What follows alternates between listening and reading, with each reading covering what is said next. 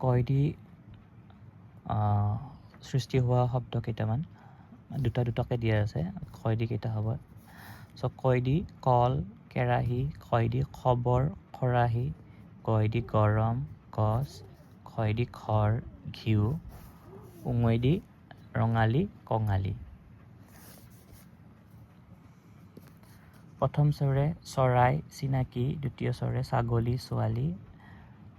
বৰ্গীয় স্বৰে জপনা জগত জয়দি ঝুমুৰ জংকাৰ নিয়দি কেয়া চিঞৰ মধুনীয়া তয়দি টকা টোপনি মধুনীয়া থয়দি ঠাই আঠ মধুনীয়া দয়দি দৰা দবা মধুনীয়া থয়দি ঢিলা ঢৌ মধুনীয়া নয়দি কাণ পুৰণি দন্তীয়া তয়দি তলা তেল দন্তীয়া থয়দি থল থলি দন্তীয়া দয়দি দৈ দৰা দন্তীয় থয়দি ধৰ ধৰণী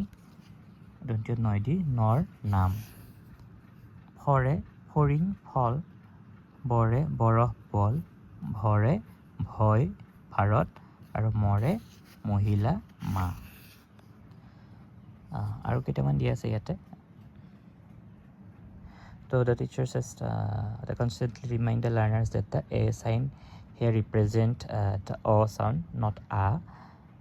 যিটো নেকি A লিখা আছে এইটো A নকম আমি যা বুলি নকম আমি জ অহে উচ্চাৰণ কৰি মাতে সেইটো কথা লিখা আছে ইয়াতে and it should also make sure that the learners do not read ta tha bha তা থা ভা বুলি প্ৰনাউন্স কৰিব মানা কৰিছে and I is represented by the A আৰু এইটো আ হ'লেহে এ হয় এ হ'লে কিন্তু আ নহয় অ হয় তো জয় দি যতৰ যতন ৰয় দি ৰবৰ ৰগৰ লৰে লগৰ আলহী ৱাপৰে দেৱ শংকৰদেৱ তালিবীয় শৰে শকত শিশু মধুনীয়া শৰে ষাঠি অশেষ দন্তীয়া শৰে সময় অসম আৰু হৰে হাত হাতী আৰু দি আছে এতিয়া the learners will be told that তালিবীয় শ মধুনীয়া শ and দন্তীয় শ have the same pronunciation to same থাকিব despite their similarity in pronunciation they can sense meaning of word তো ইয়াতে pronunciationবোৰ যেনেকৈ কিছুমান চেমে থাকিব কিন্তু সিহঁতৰ ব্যৱহাৰবোৰহে বেলেগ বেলেগ হ'ব বা মিনিংবোৰ সলনি হ'ব যেনেকৈ ক্ষয় ক্ষতি জেৰ গড় গড় প্ৰনাউন্সিয়েশ্যনবোৰ দেখিছে গড় এতিয়া ইহঁতৰ ডিফাৰেঞ্চবোৰ কিন্তু বেলেগ এই শব্দবিলাকৰ মিনিংবোৰ বেলেগ